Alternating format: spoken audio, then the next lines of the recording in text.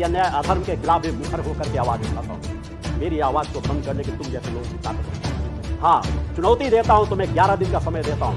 कर सको, प्रमाणित कर सको तो 1 करोड़ रुपए का इनाम दूंगा। अपने आप को लगा लो, तुमसे जुड़ा हुआ जो मीडिया है उसको लगा लो, तुमसे जुड़े हुए लघुए भगुए जितने जुग कह रहे हो हमारे पीठ चल रहे हैं, सब त्रिकालज्ञ हैं, उन सबको एक साथ इकट्ठा कर लो और तलाश करके प्रमाण करके लेकर के आ जाओ कि रामखिलावन शुक्ला की हत्या मैंने की थी, मलवा थाने में मेरे खिलाफ चोरी का मुकदमा दर्ज है या व्यवहारी में कोई ऐसा मुकदमा दर्ज है, कोई भी एफआईआर दर्ज होगी उसकी कॉपी ला करके दिखा देना। मैंने कहा उसी दिन से मैं समाज का त्याग कर दूंगा, समाज में आध्यात्मिक जीवन नहीं जीऊंगा। गलत अफवाहें पैदा करने की कुदाड़ लोगे, तुम्हारी औकात नहीं, तुम्हारी क्षमता ही नहीं।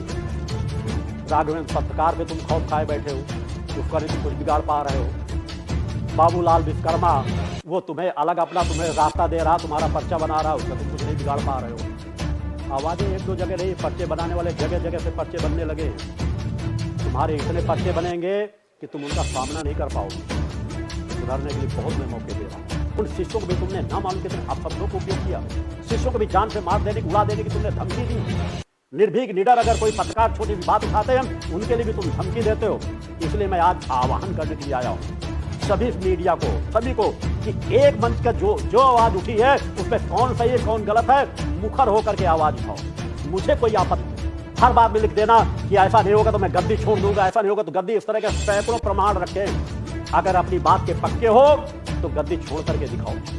मेरे द्वारा जितनी बातें रखी गई है, विश्व अध्यात्म जगत को जिस चीज की चुनौती रखी गई, कई मंचों से कह चुका हूँ, पहले भी कह चुका हूँ, बार बार उसे करने की जरूरत तुम्हारे अंदर वो पात्रता ही नहीं। तुमने कहा मैं ऐसी लकीर खींच दूंगा कोई इसको खिलाफ नहीं किया जा सकता। मैं तुम्हारे धाम में अपने शिष्य भेज दूंगा, जो लकीर खींच रहा हो खींच दो।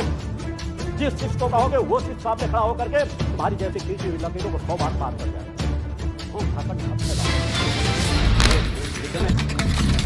तो नमस्कार दोस्तों, आप देख रहे हैं इंडिया न्यूज 24 मध्य प्रदेश छत्तीसगढ़ पर देश दुनिया की तमाम बड़ी खबर और पंडोकर पड़ोकर पादोकर गुरुशरण शर्मा की बड़ी खबर दोस्तों दिखाने जा रहे हैं, जहां पर बड़ा अल्टीमेटम दिया गया है।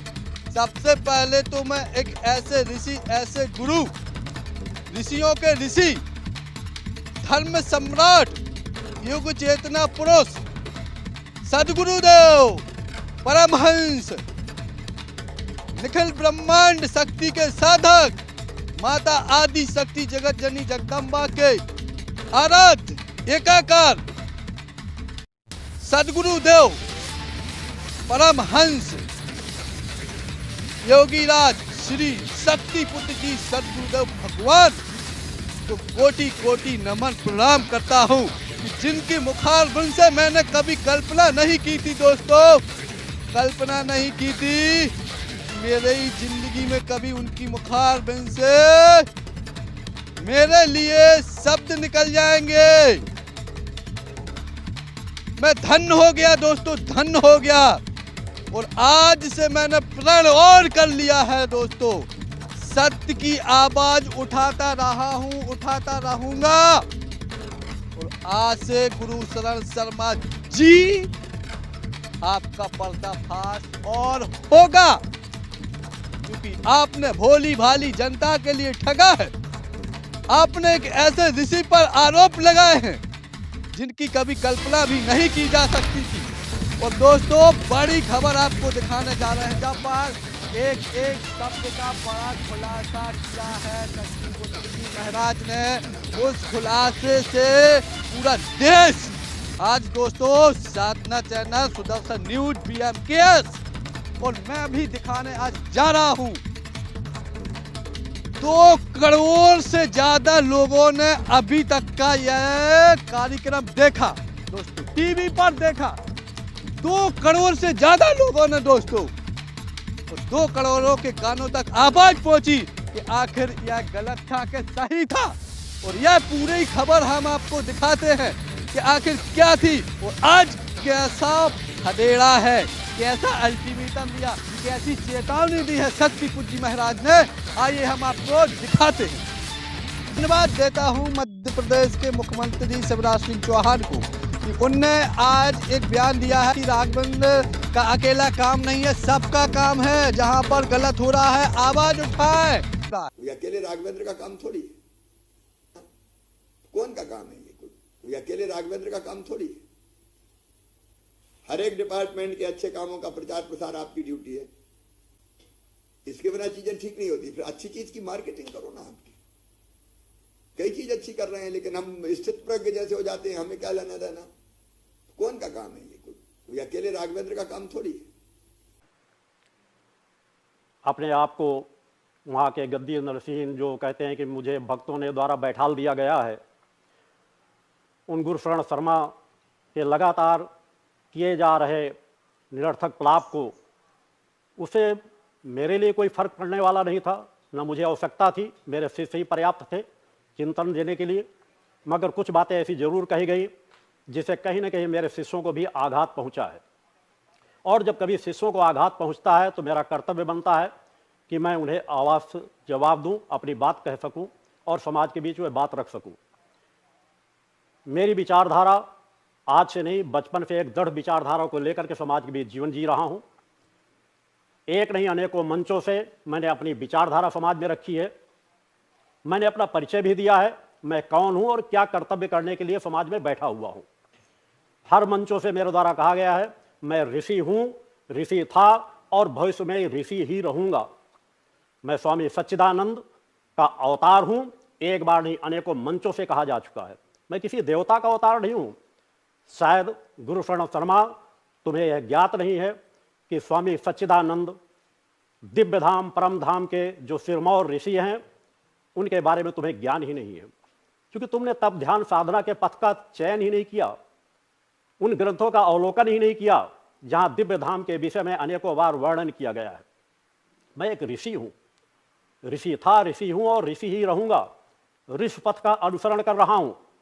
मेरे द्वारा जो अनेकों चिंतन समाज में दिए गए हैं, वे अनेकों विचार चिंतन समाज में सभी पक्षों के दे रखे गए हैं। ये तुम उनका थोड़ा भी अध्ययन करते तो शायद तुम यह निरर्थक प्रलाप न करते। दूसरी बात, मैंने दीपावली के अति महत्वपूर्ण दिन अपनी कुछ महत्वपूर्ण विचारधाराएं रख दी थी। शायद उनको भी अध्ययन किए होते तो शायद फिर इस तरह के निरर्थक प्रलाप तुम्हारे द्वारा न किए गए होते, समाज को गुमराह करने की कोशिश न करते। मगर शायद तुम समझ ही नहीं रहे थे, तुम मेरे उसी चक्र में उलझ रहे थे जिस चक्र में मैं तुम्हें स्वयं उलझाना चाहता था। शायद तुमने नवरात्र की मेरी विचारधारा को सुना नहीं था। मैंने कहा था तुम वही कार्य कर रहे हो जो मैं चाहूंगा, तुम वही प्रलाप करोगे जो मैं चाहूंगा, क्योंकि मैं यही चाहता था कि समाज देख सके, क्योंकि मैं किस लक्ष्य को लेकर के समाज में पैदा हुआ हूं, किस विचारधारा को लेकर के समाज में चल रहा हूं। मैं तुम जैसे ढोंग पाखंड की रचना करने वाले, समाज का शोषण करने वाले, भोली भाली जनता को गुमराह करने वाले, झूठ और पाखंड फैलाने वालों का पर्दाफाश करने के लिए समाज में बैठा हूं और तड़पती कराहती मानवता को सत्य धर्म का राह बताने के लिए बैठा हूं, उन्हें सही मार्ग बताने के लिए बैठा हूं, उनकी समस्याओं के समाधान का जो धर्मानुकूल सनातन धर्म में सदा से एक व्यवस्थित मार्ग चला आया है, उस मार्ग में लाकर के उन्हें लाभान्वित भी करता हूं। शायद तुम उन विचारधाराओं को सुने होते तो शायद समझ गए होते। मैंने तुम्हारी त्रकालकता का पर्दाफाश किया इस अंतराल में। मैंने पर्याप्त तुम्हें समय दिया, इसलिए मैंने समय दे करके कि मैं इतने दिन बाद, आज की तारीख का मैंने समय दिया था कि मैंने अपने विचार रखूंगा। मैंने तुम्हें पूरा समय दिया कि तुम अपनी त्रिकालज्ञता का परिचय समाज को दो, और तुम उसी चक्र में उलझते चले गए कि आज इस बात को समाज अच्छी तरह समझ गया है कि तुम्हारे पास त्रिकालज्ञता नाम की एक 0% भी कोई क्षमता नहीं है। तुम्हारे पास कोई भी ऐसी क्षमता नहीं, तुम्हारे पास एक भूत की भी सिद्धि नहीं है। निरर्थक चिल्लाना, बंदरों की तरह मंच में बार बार उछलते रहना, इधर उधर झूमते रहना, लोगों को गुमराह करते रहना, इससे सनातन धर्म की रक्षा नहीं होगी। तुम सनातन धर्म के लिए क्या कर रहे हो? तुम तो स्वयं एक बिकाऊ व्यक्ति हो। तुम स्वयं कह चुके हो कि मैं पैसे के लिए सब कुछ करता हूं। जब पैसे के लिए सब कुछ कर रहे हो तो समाज को तुम दे क्या रहे हो? मैं तुम्हारे लिए आज कुछ महत्वपूर्ण चुनौती भी रखूंगा सामने, उसको ध्यान से सुन लेना। मगर तुम्हारी विडंबना है कि तुमको सुनाई भी कम देता है, समझदारी की भी कमी है। तुमसे ज्यादा समझदार तो तुम्हारे बगल में बैठे जो तुम्हारे दरबारी होते हैं, जिनसे तुमको बार बार पूछना पड़ता है। अगर ना हो तो मेरे नवरात्र के चिंतन विचार देने के बाद से अब तक की कैसेटों को उठा करके देख लेना। जो तुम मंचों से बोलते रहे हो, तुम्हें छोटी छोटी बात को बगल से लेकर के पूछना पड़ता है। तुमको तो निमंत्रण तक का भी ज्ञान नहीं है, कैसे सनातनी धर्म का रक्षा करने वाले हो? इतने साल की उम्र लेकर के तुम्हें इस बात का ज्ञान नहीं कि निमंत्रण किसे कहते हैं और चुनौती किसे कहते हैं। इससे ज्यादा तो भक्तों को ज्ञान है जो तुम्हारे मुख के सामने बता देते हैं और तुमको मंच में ही गलती स्वीकार करना पड़ता है। अच्छी बात है, गलती को स्वीकार कर लेना बहुत अच्छी बात है, मगर काश अगर कुछ और गलतियों को स्वीकार कर लिए होते तो शायद तुम्हें जिस तरह समाज का सामना करना पड़ेगा वह सामना न करना पड़ता। तुम मेरी चिंता मत करो, मेरी परवाह मत करो, मैं मान अपमान से परे होकर के जीवन की यात्रा तय करता हूं। अपमानित होकर के भी समाज के सामने अगर तुम जैसे लोगों का पर्दाफाश कर सका, तड़पती कराहती मानवता को बचा सका, तो मेरे साथ जीवन की सबसे बड़ी सफलता होगी। मैंने रास्ता यही चयन किया है, मार्ग मैंने यही चयन किया है। मैं जानता हूं तुम जैसे एक से एक लोग दिग्गज बैठे हैं जो अपने आप को धनवान के नाम से दिग्गज बनाए बैठे हैं। साधनात्मक चीजें कोई चीज नहीं है। मैंने तुम जैसे सैकड़ों लोगों को चुनौती दी है, सैकड़ों लोगों का पर्दाफाश करने की आवाज उठाई है। तुम मेरी क्या चुनौती इसका सामना करोगे? तुमने इतने दिनों की स्थिति को भी मैं आज आह्वान करना चाहता हूं। सभी धर्मों के धर्म प्रमुखों का, बड़े बड़े मठ जितने हैं उनके धर्म प्रमुखों का, सभी अखाड़ा परिषदों के प्रमुखों का आह्वान करना चाहता हूं कि एक बार इस विचारधारा को सुने, समझे। समाज के बीच की जो मेरे द्वारा आवाज उठाई गई किसी गर्व और घमंड से नहीं उठाई गई। मैंने हर मंच से कहा, मैं किसान परिवार में मेरा जन्म हुआ, साधनात्मक मेरा जीवन पूर्ण मर्यादाओं से जुड़ा हुआ है। तप त्याग पुरुषार्थ और परोपकार ही मेरा कर्तव्य है, मेरा कर्म पथ है। भक्त ज्ञान और आत्मशक्ति की त्रिवेणी में हर पल उस परम सत्ता के चरणों में मेरी भक्ति जुड़ी रहती है, उसी से मानवता को भी जोड़ा जा रहा है। धर्म धैर्य पुरुषार्थ ही मेरी पूंजी है। मेरा धैर्य कितना अडिग है इसको डिगाने की क्षमता किसी की नहीं। तुम जैसे लोग मुझे विचलित नहीं कर सकते, मेरा एक रोया भी नहीं तुम जैसे लोगों से विचलित होता है। मगर गुरुशरण शर्मा, तुम्हारे तो हाथ पैर कांप रहे हैं केवल मेरी आवाज को सुन करके। मेरे द्वारा जब यह कह दिया गया था मैं 3 तारीख को आ रहा हूं, तुम व्यथित हो गए। 3 तारीख को गुरुजी बोलेंगे, 3 तारीख को बोला जाएगा, आवाज उठाई जाएगी। तुम अपने मंचों से ही कहते चले गए, व्यक्त करते चले गए, बहुत अच्छी बात है। तुम्हें कम से कम इस स्थान का भय तो है। तुम अपनी कई व्यवस्थाओं में परिवर्तन कर रहे हो। तुम्हारे स्थान में, आश्रम में हड़कंप मचा हुआ है। कई चीजें जो 20-20 रुपए की बेची जा रही तो 5 रुपए में बेची जाने लगी। पर्चियां जो अलग तरीके से काटी जा रही तो उनमें अब दूसरी तरीके से काटी जाने लगी। तुम अपनी कैसेटों को खुद उठा करके देखना, अच्छी बात है, सुधार करो। मेरा कहना यह रहता है कि मेरी आवाज जिस बिंदु पर उठती है वहां कमियां होती हैं। अपनी अंतरात्मा में झांक करके देखना कि तुम्हारा जीवन कैसा है, तुम किस प्रकार की यात्रा तय कर रहे हो और तुम्हें उन कमियों को सुधार करना चाहिए कि नहीं करना चाहिए। अगर तुम्हारे अंतरात्मा में थोड़ी भी इंसानियत जीवित होती तो उन कमियों को सुधारते और तुम प्रेम से आवाज उठाते कि हां, अगर ऐसा कोई सम्मेलन होना है तो मैं भी चाहता हूं कि ऐसा सम्मेलन हो। मैंने विश्व अध्यात्म जगत को साधनात्मक तब्बल की चुनौती के देखने की नहीं दी, मैंने सम्मान दी है कि आज जिस तरह समाज में शोषण किया जा रहा, धर्म के नाम पर लूटा जा रहा, ठगा जा रहा है, कोई अपने कुछ कह रहा है, कोई अपने कुछ कह रहा है, पूरे देश में इससे नास्तिकता पैदा हो रही है। लोग जब ठग हार करके घर में जाकर बैठते हैं तो उनके अंदर नास्तिकता का भाव आता है, धर्म में अनास्था पैदा हो जाती है, सनातन धर्म में अनास्था पैदा हो जाती है। एक नहीं सैकड़ों लोग तुम्हारे आश्रम से आए हुए व्यथित रो रो करके अपनी वेदनाएं बता रहे हैं कि किस तरह उनको व्यथित किया जा रहा है, किस तरह उनको परेशान किया जा रहा है। आज अगर इसमें आवाज नहीं उठाई जाए तो कब आवाज उठाई जाएगी? तुम्हें खुली छूट दे दी जाए, तुम कह रहे हो मैं पैसा ले रहा हूं, बड़ा सा आश्रम बनवा रहा हूं, इसके लिए आश्रम बनवाने के नियम होते हैं, समाज से आह्वान होता है, समाज भरपूर सहयोग करता है जब जहां जैसी जरूरत पड़ती है। मेरे द्वारा भी आश्रम का निर्माण कराया जा रहा है। अपने शिष्यों के सामने बात रखता हूं, जब भी निर्माण करना होता है शिष्यों के सामर्थ्य के अनुसार जिसकी सामर्थ्य होती है वह सहयोग करता है। मगर यहां गरीबों को अगर मदद मिलती है, जो सामर्थ्यवान शिष्य स्वेच्छा से, किसी प्रकार का कोई शुल्क नहीं, किसी प्रकार का यहां कोई चंदा नहीं, मेरे मिलने का, मेरी दीक्षा का, यहां पर रहने का, यहां पर भोजन का, किसी भी प्रकार की यहां गरीबों के लिए निःशुल्क वस्त्र वितरण किया जाता है। जरूरतमंदों को, गरीबों को आर्थिक मदद से लेकर के अन्य मददें पहुंचाई जा रही हैं, निःशुल्क धर्मशालाएं बनवाई जा रही हैं।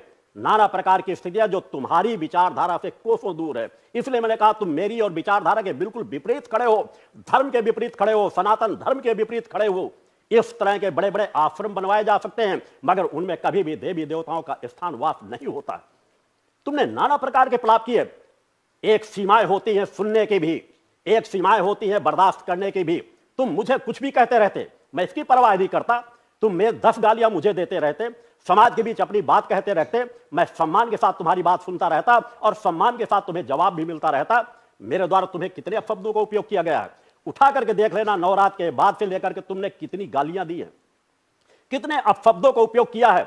कह रहे हो बजरंगबली की कृपा है तुम पर, कल्पना भी नहीं की जा सकती कि बजरंगबली जैसे देव की कृपा तुम जैसे लोग प्राप्त कर सकते हो, जो महिलाओं के लिए भी अभद्र शब्दों को उपयोग करें, नारी का जिसके अंदर सम्मान न हो, उन स्थानों पर बैठ करके इतनी निकृष्ट घटिया स्तर की बात करो जो कोई कल्पना भी साधक नहीं कर सकता, और वो भी निरर्थक हो, निराधार हो, जिनका कोई आधार न हो। तुम्हें क्या ज्ञात होगा तब त्याग, पुरुषार्थ और परोपकार होता क्या है? तुमने उस मार्ग का चयन ही नहीं किया। तुम्हें लोगों ने गद्दी पे बैठा दिया, बैठ गए और लोगों को भ्रमजाल फैलाना शुरू कर दिया। भगवान बजरंगबली तुम्हारे गुलाम हैं कि जब तक तुम दरबार लगा करके बैठोगे तब तक तुम्हारे कान में बगल में बैठे रहेंगे, बताते रहेंगे। उनको बताना होगा तो दूसरे को भी बता सकते हैं। तुमसे ज्यादा पात्र सामर्थ्यवान लोग समाज में मौजूद हैं, वो तुम्हारे गुलाम नहीं है कि तुम्हारी मदद करते हैं। तुम जो कह दोगे अच्छा हो गया तो अपनी वाहवाही, हाँ मैं ऐसा करता हूं।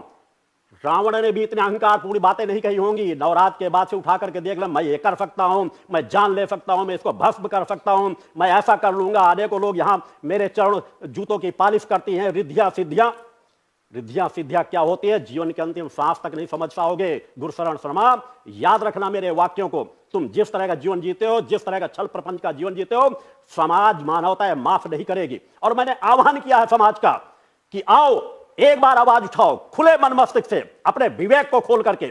मैं गलत हूं तो मेरे खिलाफ आवाज उठाओ। अगर तुम जैसे पड़ोखर महाराज, तुम जैसे लोग, प्रेमा साईं जैसे लोग, और यहां पर बागेश्वर धाम में बैठे हुए लोग जो झाड़ फूंक के नाम पे फूंक मारते हैं, झुनझुना बजाते हैं, एक भी भूत किसी को सिद्ध नहीं है।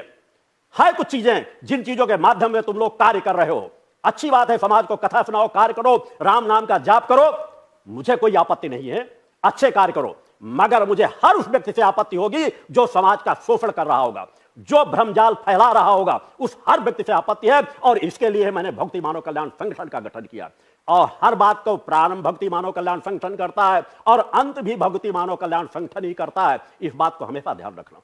तुमने अनेकों ऑफर भेजी संतराल में कि मैं मौन हो जाऊं, शांत हो जाऊं, तो आप कुछ नहीं करोगे, कुछ नहीं बोलोगे। तुम्हें नहीं, तुम्हारे खानदान को चुनौती देता हूं।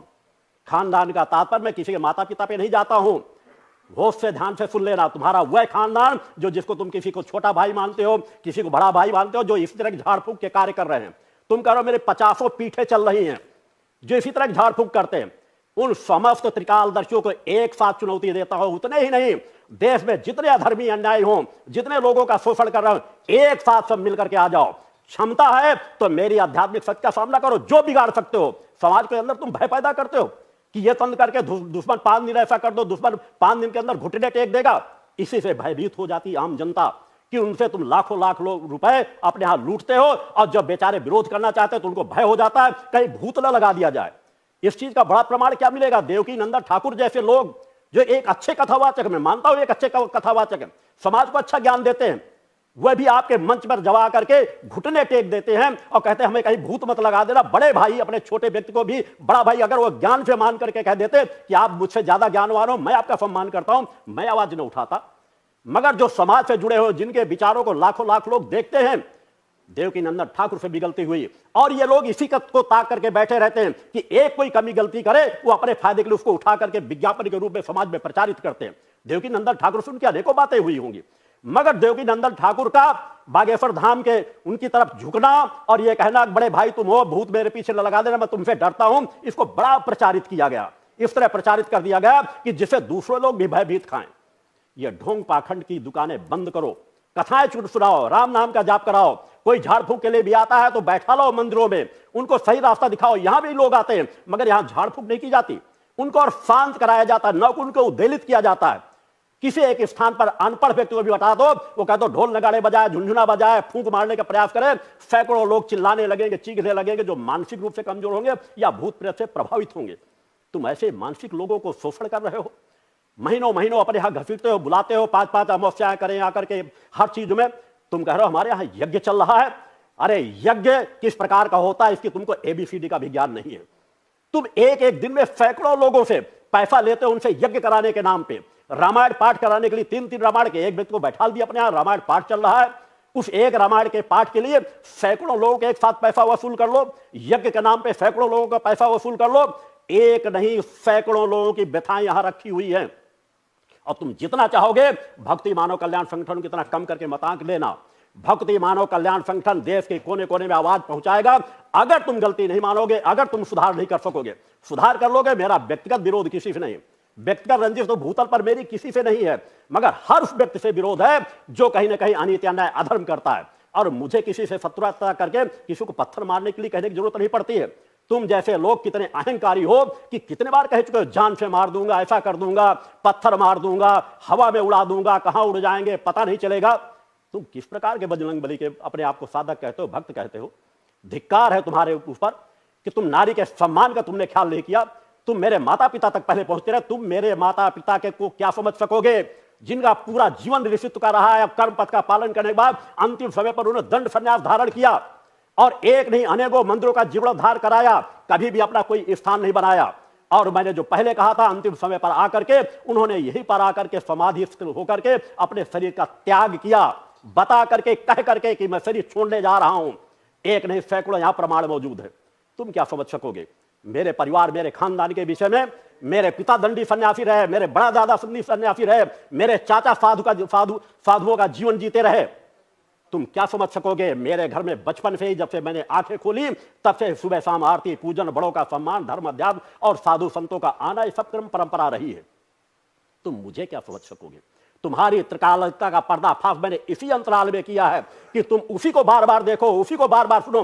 तुम्हें तो मेरा नाम भी बताने की क्षमता नहीं थी। अगर कुछ पंपलेट, कुछ पुष्प पत्रिका, एक तथाकथित पत्रिका तुम्हारे हाथ में आती तो तुम मेरा नाम भी नहीं जानते थे, मेरा परिचय नहीं जानते। 10-15 दिन तुम्हें लग गया और तुमने झूठी चीजों को ऐसा लगा कि जैसे तुम्हें कोई ऐसा बड़ा खजाना मिल गया कुबेर का कि तुम उसका उपयोग करके योगीराज शक्तिपुत्र को बदनाम कर दोगे। तुम्हें चुनौती नहीं, तुम्हें नहीं, तुम्हारे जितने पीठ कह रहे हो मेरी पीठे चल रही हैं, अनेकों चीज, सबको चुनौती है। पूरी क्षमता लगा देना, और अगर तुम मेरा विरोध करके सत्यता को कहीं पर साबित कर दोगे, मैं पूरा आध्यात्मिक जीवन छोड़ दूंगा। और आज पुनः एक बार कह रहा हूं, तुमने क्या क्या नहीं कहा। तुमने मेरे बड़े भाई रामखिलावन शुक्ला के लिए कहा कि उनको जाकर के गोली मरवा दी गई, उनकी हत्या कर दी गई। तुम्हारे पास जरा सा त्रिकालता की स्थिति होती तो देखते कि वहां घटना क्या हुई थी। वो मेरे सबसे प्रिय थे। पिताजी के बाद अगर हम किसी का सम्मान करते थे तो स्वर्गीय रामखिलावन शुक्ला जी थे, जो मेरे सबसे घनिष्ठ थे, मेरे सबसे प्रिय थे। और बाद में वही मुझसे दीक्षा प्राप्त करके समाज सेवा के कार्यों में लगे थे। शासकीय कर्मचारी होने के बाद भी समाज सेवा में उन्होंने अपना पूरा जीवन समर्पित कर रखा था। और जिस समय उनकी हत्या हुई थी, मेरे 2 सगे भाई वहां और मौजूद थे जो घायल हुए थे, मेरे गांव के लोग मौजूद थे। और जो अपराधी थे, अपराधी पकड़े गए और अपराधियों को आजीवन कारावास की सजा हुई। और आजीवन कारावास की सजा में जमानत के बाद आने के बाद जो उन्होंने खड़ंत रचा, उसी खड़ंत के चक्कर में तुम भी उलझ गए। तुम्हारे पास कोई त्रिकालता की स्थिति नहीं होती तो उस चीज को देखते कि स्वर्गीय रामखिलावन शुक्ला मेरे कितने प्रिय थे, मेरे कितने नजदीक थे। तुम उस चीज को कभी नहीं समझ पाओगे। तुमने कहा कि मलवा में गुरुजी के खिलाफ चोरी का मुकदमा दर्ज है। चोरी के मुकदमे जैसे दर्ज होते होंगे तुम जैसे ढोंगियों पाखंडियों के विरुद्ध, एक भी मुकदमा, मैंने कहा था कि अगर मलवा जाने में जाकर के देख लो, अगर एक भी मुकदमा दर्ज होगा तो मैं पूरा आध्यात्मिक जीवन छोड़ दूंगा। तुमने ना मालूम कितनी काल्पनिक चीजें समाज को बता करके तालियां पिटवाते रहे। मैं वहां बैठे लोगों के नहीं, तुम्हारे समर्पित लोग हो, आम जनता हो, वो 10 गलतियां करें नहीं 100 गलतियां करें, मेरे लिए सभी माफ रहती है, क्योंकि भावना के वेग में होते हैं। मगर तुमने इतना भी देखने का प्रयास नहीं किया कि क्या मेरे नाम पे वहां कोई मुकदमा दर्ज है कि नहीं दर्ज है। तुम उस बात की भी चुनौती को पूरा नहीं कर सके, समझ नहीं सके। तुम्हारी त्रागलता का पर्दाफाश उसी समय हो गया कि तुम्हें एक छोटी सी भी सिद्धि प्राप्त नहीं है। तुमने कहा व्यवहारी थाना में मुकदमे दर्ज है, सर के बल खड़े हो जाओ, जांच करा लेना चाहिए, जानकारी लेना चाहिए। मेरे खिलाफ कोई भी एफआईआर दर्ज नहीं है। एक मुकदमा फतेह शहडोल में जो दर्ज हुआ था, परिवार के लोगों के खिलाफ फर्जी दर्ज कराया गया था, जिसमें मेरे द्वारा कभी उस व्यक्ति को एक उंगली तक नहीं टच की गई थी, मेरा भी नाम डाल दिया गया था और उसको भी न्यायालय ने बाइज्जत बरी किया है। तुम्हें जानकारी होनी चाहिए। अगर ऐसा त्रिकालता होती तो इस चीज को एहसास कर लेते। और उसके विषय में मेरे भक्त कोई अनजान नहीं है। उन भक्तों के एक बार नहीं अनेकों मंचों से मेरे द्वारा बताया जा चुका है। इस बार की नवरात्र के शिविर में भी मेरे द्वारा मंच से इस घटना का उल्लेख किया गया था। मैं किसी को अंधकार में नहीं रखता, इसीलिए मेरे शिष्य समर्पित है। मेरे जैसे शिष्य तुम जैसे लोग सैकड़ों जन्म लेकर के भी प्राप्त नहीं कर सकोगे। उनकी निष्ठा, विश्वास, समर्पण को, चूंकि मेरा रिश्ता हृदय से जुड़ता है उनके साथ, मैं हृदय में उनको धारण करता हूं, आत्मीयता से उनको धारण करता हूं, सद्ज्ञान उनको देता हूं, उनका विवेक खोलता हूं, उनकी चेतना को जागृत करता हूं, उनकी असमर्थ असहायता को दूर करता हूं, उन्हें चेतनावान बनाता हूं, धर्म राष्ट्र मानवता की सेवा के लिए, पुरुषार्थ और परोपकार के लिए प्रेरित करता हूं। तुमने अभी मेरे शिष्यों और शिष्याओं की चेतना को तो देखा नहीं है। पंडोखर महाराज, त्रिकालज्ञ अपने आप को कहते हो, गुरुशरण शर्मा, अगर तुम मेरे शिष्यों शिष्याओं के सामने आ जाओगे तो उनकी एक हुंकार में तुम्हारा क्या क्या गीला हो जाएगा तुमको पता भी नहीं चलेगा। अच्छे अच्छों का हाजमा बिगड़ जाता है उनकी एक हुंकार से। मैं तुम्हें चुनौती देता हूं, याद रखना, तुम्हें ही नहीं, तुमने इस तरह और कई बातें कही कि आश्रम में पेड़ में लटकी हुई लाश पाई गई, गुरुजी के आश्रम से नरकांकाल निकले, ये सब बातें याद रखना। तुम्हें इन्हें सब बातों के लिए चुनौती देता हूं। समाज को तुम जितना गुमराह कर सके गुमराह कर लिया। अरे यह है पावन पवित्र भूमि है जो लोगों को चेतना प्रदान करती है। एक भी प्रमाण साबित कर देना कि मेरे किसी आश्रम में पेड़ से लटकी हुई कोई लाश पाई गई है तो मैं तुम्हारे सामने उस गलती को स्वीकार कर लूंगा। अरे इतना तो विवेक होना चाहिए तुम जैसे लोगों को कि कहीं ना कहीं अगर एक भी ऐसी घटना होती तो क्या एफआईआर दर्ज न होती। पुलिस बेवकूफ है, प्रशासन बेवकूफ है। जहां आवाज धर्म अध्यात्म के खिलाफ तो न मालूम कितनी आवाजें उठती रहती हैं, और मेरे द्वारा जो अभियान चलाया जा रहा है इसमें माफिया, शराब माफिया, तुम जैसे लोग जो इस तरह की स्थितियों को लोगों का शोषण करते हैं, मैं तो खुला युद्ध छेड़े हुए पिछले 30 वर्षों से। मेरे विरुद्ध तो पूरा समाज है, वह समाज जो जिस तरह की गलतियां करता है, मगर मेरे साथ जुड़ा हुआ है हर वह आध्यात्मिक समाज, मेरी वह विचारधारा के साथ हर वह समाज जुड़ा हुआ है जो सच्चाई ईमानदारी के रास्ते में, मेहनत परिश्रम पुरुषार्थ के रास्ते में चलता है। वह सभी इस पथ पर जुड़े हुए हैं। तुमने इतनी नीचता की चरम सीमाएं लांघ दी। तुमने इतनी अपवित्र बात उस पवित्र धाम में बजरंगबली के भक्त होकर के कहते हो कि मैंने अपनी बहन से एक बेटी पैदा कर ली। धिक्कार है तुम्हारे। अरे मेरी बहनों का जीवन गंगा जल के तरह पवित्र जीवन है। शत्रु भी कभी भी उन पर आवाज इस तरह की नहीं उठा सकते, उनकी पवित्रता पर, उनकी निश्चलता पर। और तुमने मेरी बहन को अगर देखा होता, आज उनकी उम्र 90 वर्ष के आसपास होने वाली है। तुम उन्हें क्या समझोगे? उनका बचपन से आध्यात्मिक जीवन। एक छोटी बहन थी जिनका एक बेटा था, सपरिवार संपन्नता से रह रहे हैं। बीमारी में कुछ शादी के कुछ समय बाद ही उनकी वहीं पर भी दिवंगत हो गई थी। वहां पर जाकर के जलौन में जाके पता कर लेना। और बड़ी बहन तो तेरे सर के पास ही बैठी हुई है। जिस जिले में तू बैठा हुआ है उसी जिले में बहन बचपन से लेकर के आता, शादी के बाद से लेकर के, और तेरे जैसे उनके बेटे और बेटियां हैं। इतनी नीचतापूर्ण अपने आप को बजरंगबली का भक्त कहता है। तुझे चुनौती देता हूं कि एक भी घटना मेरा बचपन से लेकर अब तक अगर दुनिया में, क्योंकि तूने आवाज उठाई है, आवाज उठाना मेरा कर्तव्य है, और एक बार नहीं अगर 100 बार जरूरत पड़ेगी तो समाज के बीच आऊंगा और आवाज उठाऊंगा। बचपन से लेकर आज तक का जीवन समाज के बीच रहा है। बचपन से लेकर आज तक की यात्रा मैंने समाज के बीच की है। मेरे आध्यात्मिक जीवन में एक भी कहीं से ढूंढ करके लाकर खड़ा कर देना कि मेरा किसी भी नारी के साथ गलत अवैध संबंध है। बचपन से लेकर के एक यात्रा समाज के बीच रही है। शादी के बाद एक सीमित दायरे में मेरा गृहस्थ का जीवन उस रूप में रहा जहां संतानों की उत्पत्ति के लिए रहा हो। पिछले 25 वर्षों से तो मैं सपत्नीक पूर्ण ब्रह्मचर्य व्रत का पालन करता हूं। तुम तब त्याग, पुरुषार्थ और परोपकार को क्या समझ सकोगे? मेरा तो अधिकांश जीवन ही ब्रह्मचर्य व्रत में और एकांत की साधनाओं में गुजरा है, समाज के बीच कार्य करते हुए गुजरा है। तुम जैसे लोग इसको क्या समझ पाओगे? मेरी बेटियों पर आवाज उठाने की कोशिश करते हो। मेरी बेटियां वह चेतनावान बेटियां हैं जिनको तुम कभी भी उनके कहीं तलवे को भी स्पर्श करने की पात्रता नहीं रखते। मेरी वह बेटियां आज समाज के लाखों लाखों लोगों का मार्गदर्शन कर रही हैं। पूजा, संध्या, ज्योति अगर जानना चाहते तो तुम अब तक उनके बारे में जान चुके होते। उनको जान लेते तो शायद तुम ये आवाज न उठाते। और याद रखना, अगर कभी भी भविष्य में कोई भी निगेटिव इस तरह की आवाज तुमने उन बेटियों के खिलाफ उठाया तो उन बेटियों की अगर एक आवाज उठेगी तो तुम्हें भागने का भी रास्ता नहीं मिलेगा। चुनौती होगी वो यहां नहीं, तुम्हें आकर के, तुम्हें उसी धाम में आकर के, तुम्हें वहीं पर आकर के तुम्हारा पर्दाफाश किया जाएगा। कैसे त्रिकालज्ञ हो? मेरी यात्रा समाज के सामने है। बचपन से आज तक की यात्रा समाज के सामने है। निर्भीकता, निडरता का जीवन जीता हूं और बच्चों को भी निर्भीकता, निडरता का जीवन जिलाता हूं। मेरे बच्चे, मेरी बच्चियां पूरे मानवता कल्याण के लिए जिन्होंने अपने जीवन को समर्पित किया है। तुम्हारा जीवन किस प्रकार का है वो मुझे ज्ञात है। अपने पूरे कुनबे को इकट्ठा कर लो और जितनी बातें तुमने निराधार समाज में फैलाई है कि स्वर्गीय रामचंद्र शुक्ला की हत्या कर दी गई, यहां ये कर दिया गया, वहां वो कर दिया गया, चोरी की रिपोर्ट दर्ज है, व्यवहारी थाने में रिपोर्ट दर्ज है, तुम्हें चुनौती देता हूं, थोड़ी बहुत नहीं 1 करोड़ इनाम की चुनौती देता हूं तुम्हें सभी त्रिकालज्ञों को कि सभी त्रिकालज्ञ मिलकर के प्रयास कर लेना। अगर कहीं पर भी मेरे खिलाफ मुकदमा दर्ज हो, इसको प्रमाणित कर दोगे तो मैं पूरा आध्यात्मिक जीवन छोड़ दूंगा। झूठा और पाखंड फैलाने की कोशिश मत करो। चंद लोगों को खड़ा करा के, 2-4 लोगों को, एक किसी कानपुर के व्यक्ति को खड़ा करा करके ये कहलाने का प्रयास किए कि इन्हें इस तरह कर दिया गया, इनको मारने की धमकी आ रही है। मेरे द्वारा इन चीजों पे कभी कदम सोचा भी नहीं जाता। मरने मारने की कदम तुम लोग उठाते हो। उस व्यक्ति को संगठन द्वारा जो जानकारी मिली आज से 10-11 वर्ष पहले ही केवल झाड़ फूंक तंत्र के कार्य करने के वजह से निष्कासित किया गया था, जिस पर हम आवाज उठाते हैं। हमारी निगाह हमेशा रहती कि हमारे संगठन का कोई व्यक्ति झाड़ फूंक तंत्र की कोशिश भी कर रहा हो तो उसे हम तुरंत संगठन से बाहर का दरवाजा दिखाते हैं। हम ऐसे लोग, हमारा संगठन सच्चाई ईमानदारी के लिए कार्य करता है, किसी को भ्रम जाल नहीं फैलाया जाता। सच्चाई ईमानदारी से कार्य करते हैं, स्वयं तप त्याग पुरुषार्थ और परोपकार का जीवन जीते हैं और दूसरों को भी तप त्याग पुरुषार्थ और परोपकार का जीवन जिलाने का मार्ग सिखाते हैं। नास्तिकों को भी आस्तिक बनाते हैं। तुम जैसे लोग नास्तिक, तुम्हारा तो व्यवसाय है, तुम्हारा तो बिजनेस है।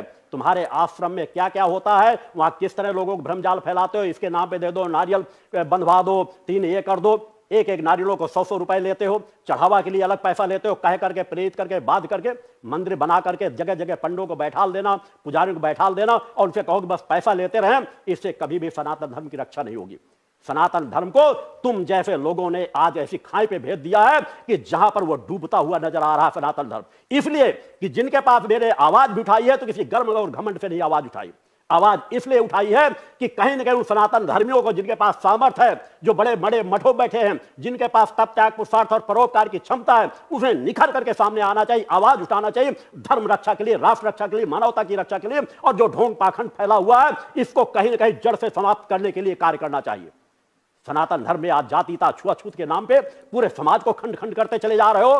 कोई अछूत हो हमें छुए ना। कैसे ब्राह्मण हो? ब्राह्मण वह होता है जिसको सबको अपने हृदय में धारण कर लेता है। उनका पैसा तुम्हें प्रिय लगता है, उन्हें दान दे दे तो उठा करके अपनी जेब में रख लोगे। उनके छुए हुए पैसे तुम्हें बुरे नहीं लगते, मगर उनका छू लेना तुम्हें बुरा लगता है। उनकी दक्षिणा में वो कुछ भी दे दे, वह सब कुछ तुम्हें स्वीकार है, सब कुछ प्रिय है, मगर वह एक अछूत है। वह इसलिए कि उनके साथ तुम हीन भावना रखते हो। समाज को खंड खंड करके रख दिया है। कोई आवाज नहीं उठाना चाहता। हमारे सम्मानित शंकराचार्य भी आवाज नहीं उठाना चाहते। बड़े बड़े मठों में बैठे हुए मठ के प्रमुख आवाज नहीं उठाना चाहते, इसलिए कि तुम जैसे लोगों से गालियां कौन सुनेगा, अपमानित कौन होगा। कि आवाज उठाई जाएगी तो सैकड़ों गालियों का सामना करना पड़ेगा। मैं इसकी परवाह नहीं करता। मैं जानता हूं मैंने जिस पद का चयन किया है, जहां एक तरफ मेरा तप त्याग पुरुषार्थ परोपकार का कार्य है, जहां एकांत साधनाओं के लक्ष्य है, वहीं पर अनीति अन्याय अधर्म के खिलाफ भी मुखर होकर के आवाज उठाता हूं। मेरी आवाज को बंद करने की तुम जैसे लोगों की ताकत नहीं है। हां, चुनौती देता हूं, तुम्हें 11 दिन का समय देता हूं। कर सको, प्रमाणित कर सको तो 1 करोड़ रुपए का इनाम दूंगा। अपने आप को लगा लो, तुमसे जुड़ा हुआ जो मीडिया है उसको लगा लो, तुमसे जुड़े हुए लघुए भगुए जितने जुम कह रहे हो हमारे पीठ चल रहे हैं, सब त्रिकालज्ञ हैं, उन सबको एक साथ इकट्ठा कर लो और तलाश करके प्रमाण करके लेकर के आ जाओ कि रामखिलावन शुक्ला की हत्या मैंने की थी, मलवा थाने में मेरे खिलाफ चोरी का मुकदमा दर्ज है या व्यवहारी में कोई ऐसा मुकदमा दर्ज है, कोई भी एफआईआर दर्ज होगी उसकी कॉपी ला करके दिखा देना। मैंने कहा उसी दिन से मैं समाज का त्याग कर दूंगा, समाज में आध्यात्मिक जीवन नहीं जीऊंगा। गलत अफवाहें पैदा करने की कोशिश मत करो। अपने आप को त्रिकालज्ञ करते हो, बड़ी तुमको वैभव मिल गया था, पवन देव ने तुम्हारी मदद कर दी, ईश देव ने मदद कर ली, बजरंगबली ने मदद कर दी। बजरंगबली तुम्हारे गुलाम नहीं है। अरे उन्हीं पवन देव ने, बजरंगबली ने तो तुम्हारे गले में फंदा डाल दिया है कि तुमने जो कुछ कह दिया है उसकी तुम भरपाई नहीं कर सकोगे। 11 दिन के अंदर समय देता हूं, 11 दिन के अंदर माफी मांग लो, गलती मान लो जो तुमने मेरी बहन के लिए अपशब्दों का उपयोग किया है। अन्यथा 11 दिन के बाद मैं निश्चित है सामान्य बातों पर कभी इस बात नहीं कहता, 11 दिन के बाद तुम्हारे खिलाफ निश्चित है कोर्ट में अवमानना का जो भी तुमने कुछ किया है, मानहानि का दावा भी दायर होगा और आपराधिक मुकदमा भी दायर होगा। फिर मुझे मत कहना, अपराध करोगे आवाज उठाई जाएगी।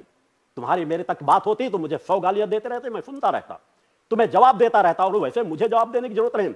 मेरे शिष्य इतने पात्र हैं, सामर्थ्यवान हैं कि तुम उन्हें गालियां दोगे तो गालियों का जवाब किस तरह से देना वो जानते हैं। मुझे किसी को उकसाने की जरूरत नहीं पड़ती।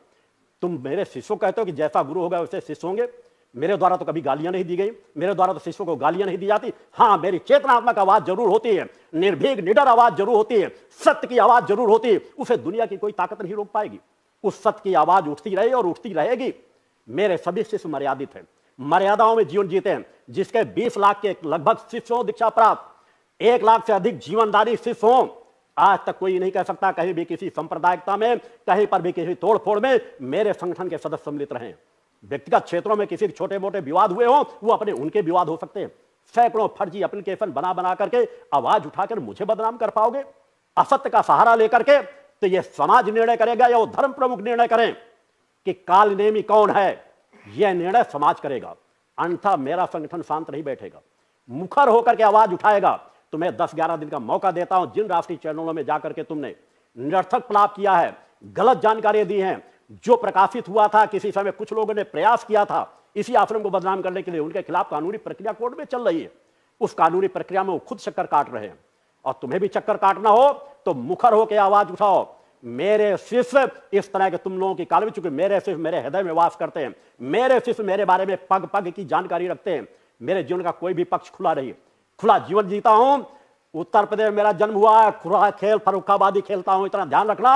अखाड़े के बीच में खड़ा होकर के आवाज उठाता हूं, किसी से छिप करके नहीं, किसी के कंधे में बंदूक रख करके नहीं। उत्तर प्रदेश के फतेहपुर जिले में मेरा जन्म हुआ है, भद्रवास ग्राम में मेरा जन्म हुआ है। 19-20 तारीख को भदवा में रहूंगा, आना हो तो देख लेना कि भदवा के लोग किस तरह मुझे स्नेह देते हैं, किस तरह मुझे प्रेम देते हैं।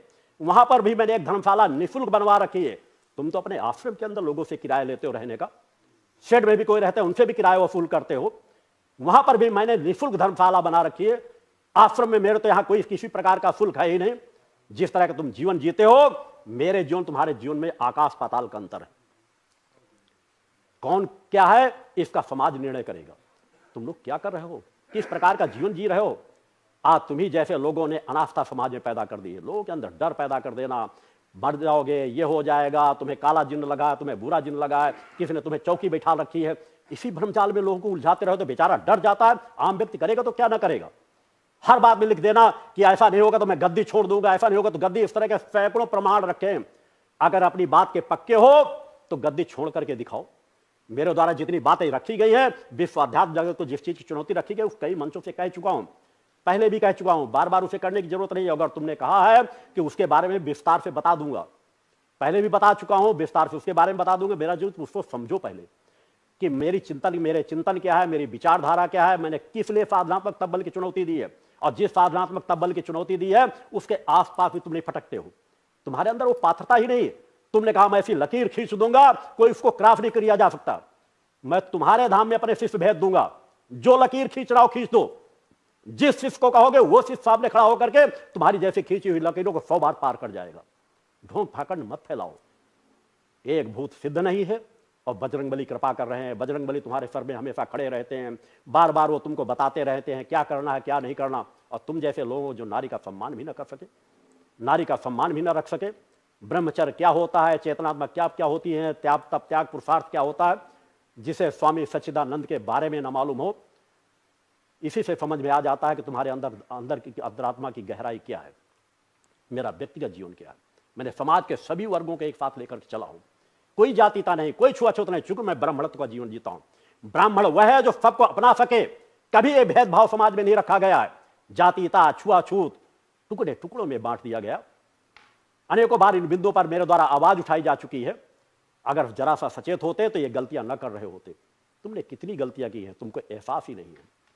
तुम्हारे पास पात्रता नाम की एक भी चीज नहीं गुरुशरण शर्मा। तुम ढोंग और फैकंड फैलाना बंद कर दो। तुम्हें मैं एक नहीं अनेकों मौका, अगर मुझसे पूछना चाहते हो समझौते की बात, तो मैंने कहा कि मैं कमरे में बैठकर समझौता नहीं करता हूं, खुले मंच से आकर के कह रहा हूं सुधार कर लो। जो गलतियां कर रहे हो मुझे कोई आपत्ति नहीं है। वाणी पे अपने लगाम दे दोगे मुझे कोई आपत्ति नहीं है। वाणी खुला रखो, मैं चाहता हूं तुम खुल करके बोलो। गलत बोलोगे जवाब मिलेगा, सही बोलोगे तो तुम हमेशा यहां के प्रति नतमस्तक होगे। क्योंकि सत्यता की आवाज अगर बोलने की तुम्हारे अंदर क्षमता होगी, यहां के बारे में कुछ भी देख सकोगे, तो मेरी यात्रा खुली है।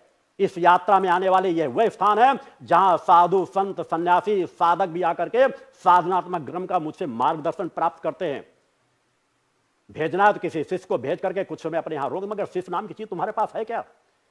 तुम तो व्यवसायिक क्रम से रिश्ते से लोगों को जुड़े हुए हो, कुछ लोगों को पैसा देकर के वहां पर रोके हुए हो जो व्यवस्था को देखते हैं। तुमने किसी को शिष्यत्व के क्रम से रिश्ते किस प्रकार जोड़ पाओगे जब हर क्रम तुम्हारा पैसे के रिश्ते जुड़ा है? पैसे के रिश्ते के लिए कार्य करो, मंचों से बड़ी ढिठाई से कहते हो, बड़ी बेशर्मी से इस चीज को कहते हो, और अपने आप को मैं ये कर दूंगा, मैं वो कर दूंगा, 1 मिनट के अंदर ऐसा कर दूंगा, उसे नष्ट कर दूंगा, उसे ऐसा स्थिति कर दूंगा। जरा अपनी बातों के एक बार नहीं 10 बार बैठ के सोचना। और तुम्हारे जो सलाहकार है वो भी तुमको सलाह देते होंगे कि इस तरह की भाषा बोलना बंद कर दो, मगर तुम कभी मानोगे नहीं। मैं जानता हूं कि तुम जैसे ढीठ लोग होते हैं, तुम जैसे लोगों को जिस तरह कहा जाता है ना कि अगर के एक हिंसक पक्ष के किसी जीव के का खून लग जाता है डाढ़ में तो बार बार हिंसा करने जाता है, उसी तरह तुम पैसे के लालच में इतने मदमस्त हो चुके हो कि तुम्हें बस लोगों को किस तरह बेवकूफ बनाकर लोगों से पैसा लूटा जाता रहे। तुम पैसे को लूटे के मगर फिर भी कहीं ना कहीं लगाम लगनी प्रारंभ हो चुकी है। लोग आने धीरे धीरे करके कम हो रहे हैं। कहीं ना कहीं वो बार बार यहां सैकड़ों लोगों के फोन आते हैं कि हम वहां जा रहे थे मगर हम वहां अब नहीं जाएंगे। तुम अपने आश्रम में कई चीजों में सुधार करना शुरू कर दिए हो, और सुधार करो, ज्यादा सुधार कर लोगे। अनेकों ऐसी संस्थाएं थी जहां आवाज उठाई जाती थी, उन्होंने सुधार किया, मैंने उसे स्वागत किया जो सुधार किया गया, मगर कम से कम घटिया स्तर की वाणी छोड़ दो। घटिया कौन है यह तुम्हें निर्णय करना है कि तुमने अपने मंच से अपने कितने अपशब्दों का उपयोग तुमने किया है। शिष्यों के लिए भी तुमने गालियां दी। वो शिष्य जो जनसेवा समाज सेवा के कार्य में लगे हैं, केवल सत्य की बात को उठा रहे हैं, उन शिष्यों को भी तुमने ना मालूम कितने अपशब्दों का उपयोग किया। शिष्यों को भी जान से मार देने की, उड़ा देने की तुमने धमकी दी। निर्भीक निडर अगर कोई पत्रकार छोटी सी बात उठाते हैं उनके लिए भी तुम धमकी देते हो। इसलिए मैं आज आह्वान करने के लिए आया हूं सभी मीडिया को, सभी को, कि एक मंच का जो आवाज उठी है उसमें कौन सही है कौन गलत है, मुखर होकर के आवाज उठाओ, मुझे कोई आपत्ति नहीं है। एक विचारधारा की आवाज उठाओ, मुझे कोई आपत्ति नहीं है, मगर वह सत्य पर आधारित होना चाहिए। एक बार नहीं 10 बार मेरे आश्रम में आओ, सुरक्षा मिलेगी, यहां व्यवस्था मिलेगी, यहां पर किसी को भय खाने की जरूरत नहीं। सत्यता की जानकारी लो। अगर कहीं मेरे जीवन में कोई भी आपराधिक एक कार्य भी ऐसा आपको नजर आ जाए तो मुझे मेरे मुंह में आके बता देना, मैं सुनने के लिए तैयार रहता हूं। मैं वैसा नहीं जीवन जीता। मेरे हृदय की कोमलता को तुम जैसे लोग क्या एहसास कर पाएंगे, जिन्होंने अपने हृदय को इतना कठोर बना रखा हो कि बस हृदय की सभी चीजों को बेच रहे हो। और कठोरता की मैंने कहा कल्पना भी नहीं कर पाओगे कि तुम जैसे लोग मेरे मन मस्तिष्क की विचारधारा को अंश मात्र भी परिवर्तित नहीं कर सकते। उठाओ गुरुशरण शर्मा, जितनी आवाज उठा सकते हो। मैं चाहता हूं चीखो, चिल्लाओ, इसके अलावा तुम्हारे पास कोई रास्ता नहीं बचेगा। जितना चीख सको चिल्लाओ, जितना अपने कुंड में कोई इकट्ठा कर सको इकट्ठा कर सको। मैं सभी को एक साथ चुनौती देता हूं कि तुम जितने भूत प्रेत तंत्र मंत्र तुम्हें सिद्ध हो उन सब का प्रयोग करके देख लो। अगर तुम मुझे बर्बाद कर सकते हो बर्बाद करके दिखाओ। तुम तो कहते हो 5 दिन के अंदर दुश्मन घुटने टेकेगा, ये ऐसा करेगा। प्रेमा साईं जैसे लोग हैं जो छड़ी के माध्यम से कहते हैं कि हम 1 मिनट के अंदर खून उनका बदल देते हैं, उनका डीएनए बदल देते हैं, उनको लेकर के बड़े बड़े जिन्नों को, पूरे प्रेतात्माओं को हम 1 सेकंड के अंदर भस्म कर देते हैं। सैकड़ों उनके भूत प्रेत जिन्न उनकी सेवा में लगे हुए हैं। तुम जैसे एक नहीं अनेकों लोग, मैंने सभी को चुनौती दी है। सैकड़ों लोग हैं जितने ऐसा तंत्र मंत्र करे, सही मार्ग से कोई पूजा पाठ तंत्र मंत्र भी कर रहा है, मुझे कोई आपत्ति नहीं है। मेरा एक जीवन है। तुमने कहा वो पहले तांत्रिक थे, अब ये कह रहे, मैंने कहा प्रारंभ से मेरा साधनात्मक जीवन रहा है। कोई मुझे किसी रूप से जानता है, कोई किसी रूप से जानता है। शहडोल में जब मैं था, जब भी वहां कम से कम 1 दर्जन तांत्रिक मुझसे टकराए थे जो बड़े बड़े मुंड डाले रहते थे। चुनौती उन्होंने दी थी, उनकी चुनौती को मैंने वहां स्वीकार किया था और उनको घुटने टेकने पर बाध्य कर दिया था। तब से अनेकों लोग मुझे जानते थे कि ये तो तांत्रिकों के भी तांत्रिक है। मैं प्रारंभ से मां की आराधना कर रहा हूं। तुमने कहा कि वहां पर गए थे श्रीमाली जी के यहां, तुम्हें क्या ज्ञात है ये कैसे त्रिकालज्ञ हो? ब्रजपाल चौहान जिसे तुम भी परिचित हो गए होगे पिछले 1 सप्ताह से, लगातार यहां से चिंतन जा रहे हैं। उनका श्रीमाली जी का सबसे घनिष्ठ शिष्य था, नजदीकी शिष्य था, घरेलू शिष्य था। उनसे जुड़ा हुआ बच्चा बच्चा उनको जानता है। मैं जब वहां गया था तो वहां पर भी मैंने अपने 2.5 पेज का प्रपत्र लेकर के गया था और 2.5 पेज के प्रपत्र में उनको मैंने पूरी जानकारी दी। जब मैं गया था, मैं अपने यज्ञों का, अपनी व्यक्तिगत साधनाओं की, अनेकों साधनाओं को पूर्ण करके समाज कल्याण का अपने जीवन को संकल्प कर चुका था। मुझे किसी साधनाओं की जरूरत नहीं थी। और जाके मैंने वहां कहा था कि मैं चाहता हूं कि कुछ ऐसी संस्थाएं, जो संस्थाएं आप लोगों समाज जुड़े हैं, मैं अपना परिचय नहीं देना चाहता, एकांत साधना करना चाहता हूं। आप अपने इतने कुछ कार्यों में बदलाव ले लो और जो मैं कहूं विचारधारा से समाज को जोड़ो और समाज में परिवर्तन डालो। मैं सब कुछ करने की पात्रता मां ने मुझे दे रखी है और वह प्रमाण मैंने वहां दिखाया कि अगर एक स्थान पर बैठ करके देखना है तो मैं अगर सुबह प्रातः 6 बजे बैठ जाता था तो रात को 11 बजे तक भी साधनाओं में एकांत अपने क्रम में बैठा रहता था। इतना ही नहीं, हस्तरेखा को विशेषज्ञ थे, मैं भी मानता हूं, मगर उनके विशेषज्ञ होने के बाद भी मैंने उससे ज्यादा प्रमुखता से आवाज उठा करके दिखाया कि जिस हस्तरेखा को तुम नजदीक बुला के देखते हो, मैं दूर अगर 50 फीट के दूर भी रख दोगे, मैं उसकी हस्तरेखा बता करके उसके पूरे जीवन को, भविष्य को बता दूंगा। ब्रजपाल चौहान तुमसे कल या परसों मुखातिब होगा सामने इसी चैनल के माध्यम से। उसकी आवाज सुन लेना, चाहे हस्तरेखा की बात रही हो, चाहे किसी चीज के बारे में रही हो। मैंने कहा मेरे लिए कोई काल का चक्र छिपा हुआ नहीं है। मैं स्वयं अपने बारे में जानता हूं, अपना भूत भविष्य वर्तमान क्या है उसके बारे में मुझे ज्ञात है। मैं सभी बातों को जानता हूं। उन चीजों के बारे में भी मैंने वहां जाकर के नहीं, मैंने 3 साल का समय दिया है अलग अलग संस्थाओं में जाकर के उनको बता करके, चाहे गायत्री संस्थान हो, चाहे और संस्थान हो, चाहे प्रमुख लोगों के हो, जहां जहां मुझे लगा कि इन लोगों से समाज जुड़ा है, तो शायद अगर ये सही रास्ता दे दें, बता दे, तो मुझे अपना परिचय समाज में न देना पड़े, मैं एकांत साधनाओं में रह करके कार्य कर सकूं। मैंने वहां भी दिया था, मुझे तन मंत्र सीखने की जरूरत नहीं होगी, न कभी पड़ी है। मैं वह यात्रा मेरे बचपन से लेकर के साधनाएं कब से प्रारंभ हुई थी, उन चीजों की जानकारी ले लेना, उन स्थानों की जानकारी ले लेना। मैं कभी हिमालय पर्वतों की बात नहीं करता, जहां पर साधनाएं की है आज उनके प्रमाण हैं, आज वहां लोग हैं। मैं अपनी पूर्ण साधनाओं को संपन्न करने के बाद, पूर्णता के बाद, लेख है, प्रमाणित है, पत्र पत्रिकाओं में भी है कि मैं कब गया था, किस चीज के लिए गया था, किन किन संस्थाओं में गया था। उन मुखर होकर के उनको आवाज उठाई। उनकी भी श्रीमाली जी की मृत्यु कब, कहां, कब होनी है, इसके बारे में ज्ञात कराया था, जिससे वो कहीं ना कहीं विचलित हुए थे और उन्होंने विरोध भी किया था, क्योंकि उनको लगता था ऐसा होगा ही नहीं। चित्रकूट में भी जाकर के जानकारी ले लेना, एक नहीं दर्जनों शिष्य मेरे दीक्षा प्राप्त शिष्य वर्तमान में। उनका जब यज्ञ वहां हो रहा था श्रीमाली जी का, यज्ञ की पहली आहुति पड़ी थी, मैं यज्ञ करता हूं, अग्नि क्या कह रही है, आहुति क्या कह रही है, इसका ज्ञान मुझे होता है। पहली आहुति पढ़ते ही मैंने कहा था इस पंडाल में आग लगेगी। उन्होंने मेरी तरफ पलट करके देखा तो मैंने कहा हां, इस पंडाल में आग लगेगी। तीसरी बार भी कहा, अनुशना किया गया और उसी का परिणाम हुआ कि वहां पर आग लगी, भीषण आग लगी, सब कुछ नष्ट हुआ और श्रीमाली जी की सुरक्षा भी मुझे और ब्रजपाल चौहान को करनी पड़ी थी। अगर मैं वहां मौजूद न होता, मेरा उत्तर प्रदेश का था, बांदा का ब्रजपाल चौहान था, वहां भी सुरक्षा उनको दी गई। और उसके बाद मैंने कहा कि अगर आप अब भी नहीं रास्ता पकड़ सके तो फिर निश्चित मैं अपना रास्ता अपने तरीके से पकड़ रहा हूं। और वहां से आकर के ब्रजपाल चौहान जैसे लोग पिछले 30 वर्षों से यहां मेरे कार्यों में सेवारत हैं, जीवनदानी शिष्य के रूप में। सब चीजों को, सत्ताओं को देख करके अगर मैं सत्ता के प्रमाण में बैठ जाऊंगा तो एक नहीं सैकड़ों ऐसे प्रमाण हैं कि जिनको अगर तुम देख लोगे तो तुम्हारा क्या क्या गीला हो जाएगा पता भी नहीं चलेगा, तुम समझ भी नहीं सकोगे। निरर्थक प्रलाप करना बंद कर दो। सैकड़ों प्रमाण। मेरे भाई स्वर्गीय रामखिलावन शुक्ला की जब हत्या हुई थी, उसके विषय में महीनों पहले से बैठाल करके कब, कहां, क्या होगी, किस दिन होगी, किसके द्वारा होगी, यह भी बताया गया था। और मैंने कहा था कि उस स्थान छोड़ करके आ जाना, ब्रजपाल चौहान मौजूद है। एक दिन पहले भी फोन करके सूचना करवाया गया था, जाकर के उस समय यहां पर कोई संसाधन नहीं थे फोन के, 7 किलोमीटर दूर भेज करके फोन करवा के सूचना बताई गई थी, मगर छल में शायद उनको भ्रमित कर दिया गया था, समझौते का छल किया गया। और वहां पर जिस दिन हत्या हुई, जब मुझे पता चला वहां चले गए हम, तो मैंने कहा सुनिश्चित है, चूंकि घटना होनी सुनिश्चित थी। मेरे द्वारा सिर्फ इतना बताया, मैं कभी साधनाओं का दुरुपयोग नहीं करता, अपने जीवन के लिए हो या अपने परिवार के लिए हो, मेरी साधनाएं समाज कल्याण को समर्पित है। जितना जिसकी मदद कर सकता हूं उसको स्पष्ट बताता हूं, इसके द्वारा होगी, इस जगह होगी, उस जगह को त्याग कर दो, मेरे आश्रम में आ जाना, यह संदेश दिया गया था। उनके परिवार के सदस्य भी यहां मौजूद है। मेरे सामने काल का कोई चक्र छिपा हुआ नहीं है। तुम जैसे लोगों को तो मेरा नाम ढूंढने में बहुत समय लग जाता है, मेरे बारे में जानकारी लेने में बहुत समय लग जाता है, और इतनी झूठी जानकारियां, कोई आकर के तुम्हें कोई प्रपत्र दे देगा। इस चीज का कानून बना हुआ है कि किसी चीज की सच्चाई की जानकारी ले लेना चाहिए। और ऐसी पत्रिका जो रजिस्टर्ड भी ना हो, जिसके पहले कोई पत्रिका न प्रकाशित हुई, जिसके बाद भी पत्रिका कोई न प्रकाशित हुई हो, तुमको इतना तो ध्यान रखना चाहिए था कि अगर ऐसा कोई प्रकाशन हुआ होगा तो उसके खिलाफ कानूनी कार्रवाई हुई होगी। मेरा जीवन जैसा है, समाज के बीच है, आज तक कोई उंगली नहीं उठा सका, ना आने वाले भविष्य में कोई उंगली उठा सकेगा। आने वाले सैकड़ों जन्म लेकर के भी तुम मेरे ऊपर उंगली उठाने की पात्रता भी नहीं प्राप्त कर सकोगे। सुधर जाओ, सब कुछ संभव है। अपनी गलतियों को सुधार लो, सब कुछ संभव है। अभी एक कल ही मैं सुन रहा था, एक भक्त था दिनेश लखनऊ का, वो अपनी व्यथा बता रहा था, वो भी आपके आश्रम में गया था। उसने कितनी जानकारियां बताई, कितनी व्यथा रूप में। वो केवल जिज्ञासा देखने गया था। इसी तरह लोग नास्तिक बन जाते हैं, जो आस्तिकता लेके जाते हैं, वह भी श्रद्धा विश्वास लेके गया था।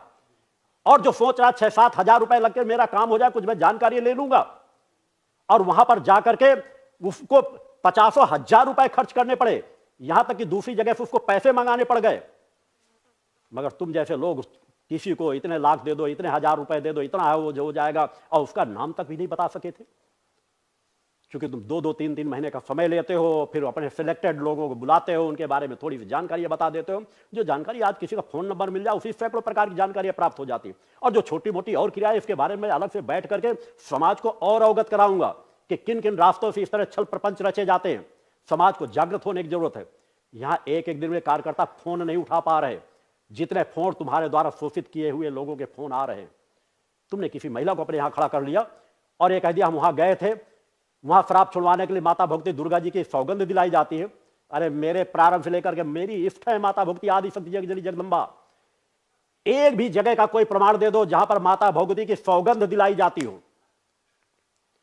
इस तरह ढोंग पाखंड कब तक रचते रहोगे? एक तुमने खड़ा कराया कि महाराष्ट्र में बॉम्बे में हमको गुरुजी मिले थे, हम ऐसा निकाल करके दिखाने लगे रिवॉल्वर जैसी कोई चीज। तुम्हारी कैसी त्रिकाल लगता है? आज तक मेरा महाराष्ट्र में कोई भी ऐसा कार्यक्रम हुआ जिसमें मुझे उपस्थित होना पड़ा हो? झूठ और पाखंड की दुकान बंद करो, भ्रम फैलाना बंद करो, सच्चाई ईमानदारी के रास्ते में चलो। गलत रास्ते में चलोगे तो मुखर होकर के आवाज उठाता रहूंगा।